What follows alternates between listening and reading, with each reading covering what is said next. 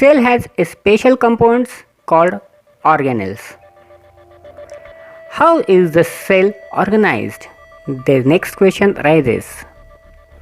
If we study the cell under a microscope, we would come across three features in almost every cell. First one, plasma membrane, second one, nucleus, and last one is cytoplasm. All activities inside the cell and interactions of the cell with its environment are possible due to these features. Let's see how. So, the first one is a plasma membrane. It is also called as cell membrane or plasma. Outermost layer covering of animal cells. In case of plant cell, it lies on the inner side of the cell wall, about 70 to 100 angstrom in thickness.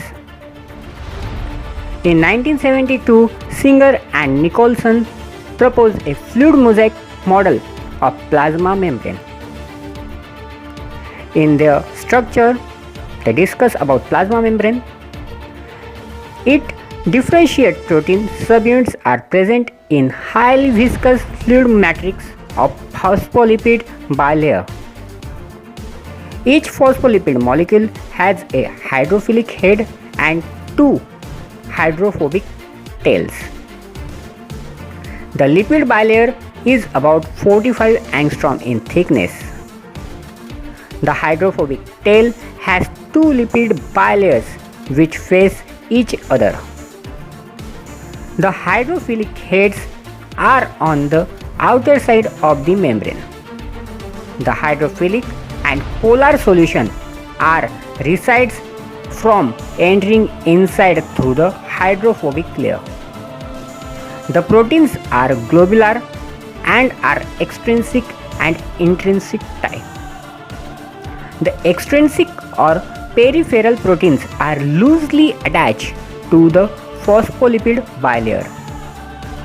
The intrinsic or integral proteins are tightly bound to the phospholipid bilayer and lie embedded in it. Some proteins called tunnel proteins are larger.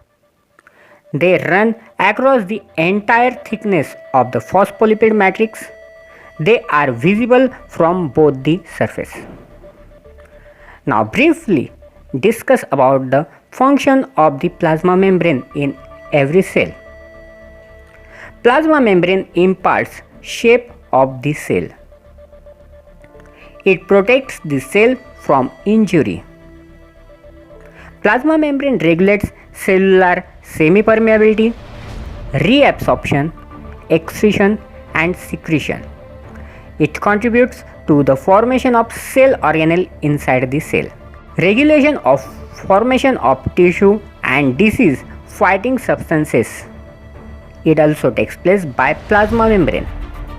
Some membrane proteins act as enzymes of plasma membrane.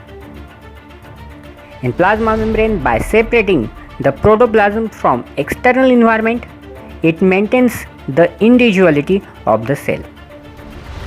It acts as a selectively permeable membrane. It carries out active and passive absorption. It serves as a receptor of various chemical stimuli such as amino acid, hormones and sugars.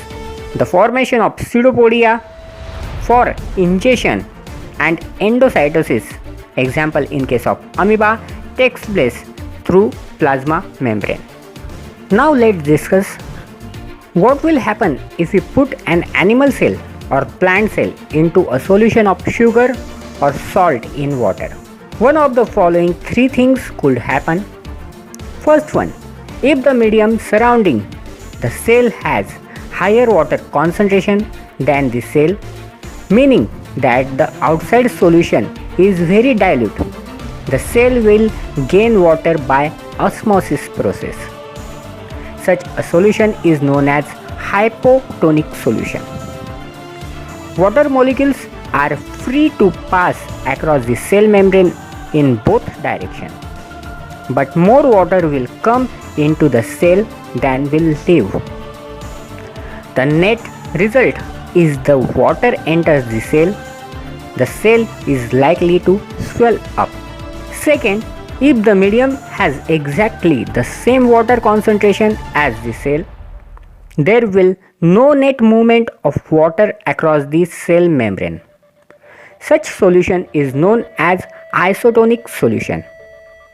Water crosses the cell membrane in both directions, but the amount going in is the same as the amount going out. So there is no overall movement of water. The cell will stay the same size. If the medium has a lower concentration of water than the cell, meaning that it is very concentrated solution, the cell will lose water by osmosis. Such solution is known as hypertonic solution. Again, water across the cell membrane in both directions, but this time more water leaves the cell than enter it. Therefore, the cell will shrink. Thus, osmosis is a special case of diffusion through a selective permeable membrane.